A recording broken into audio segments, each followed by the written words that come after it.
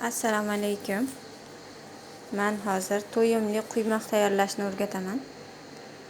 Demak, bizga to'g'ralgan sir, tvorog, un, ziravor aralashma, tuz, kabartma tuzi, 2 ta tuxum, yashillik va sut kerak bo'ladi.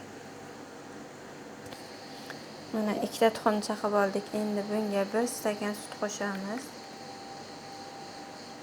Men hozir 1,5 stakan qo'shyapman, chunki men ko'pchilikka tayyorlayapman. Buni yaxshi tuxum sutga aralashib ketguncha aralashtiramiz. So'ngra hamma tayyorlangan masalliqlarimizni qo'shib olamiz.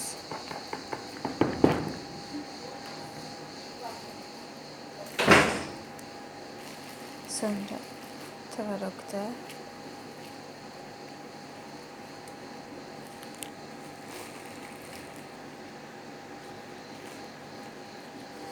mana ham ayirib olgan masalliqlarimiz hammasini aralashtirib olamiz. Endi bunga un solamiz.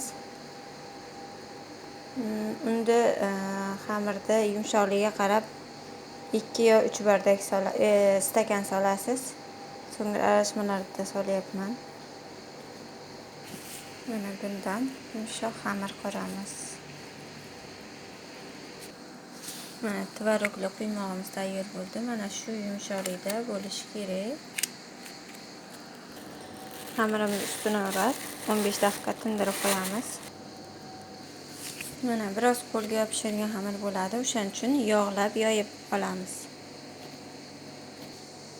Buni bu yerga yog' quyib olamiz va ustiga xamir solamiz. Xamirda yog'lab yoyishda yana bir taraf yopishib qolmaydi. Ikkinchi tarafdan pishirayotgan yog'ingiz qorayib ketmaydi tezda. Unda hisobiga qorayib ketar edi. Yog'lab yoysangiz qorayib ketmaydi.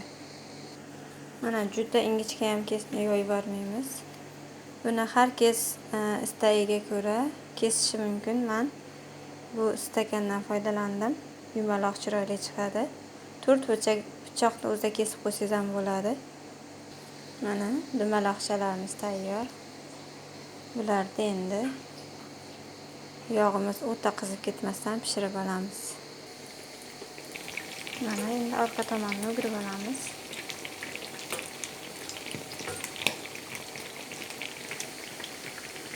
Pishganlarni asta-sekinlik bilan olamiz.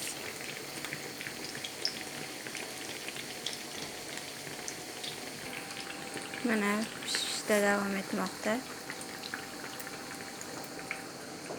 Va bu pishganlari birini ichini ko'ramiz, qanday chiqdi ekan. Mana ichida sirlari erib maza bo'libdi. Yeyishingiz mumkin, yoqimli ishtaha.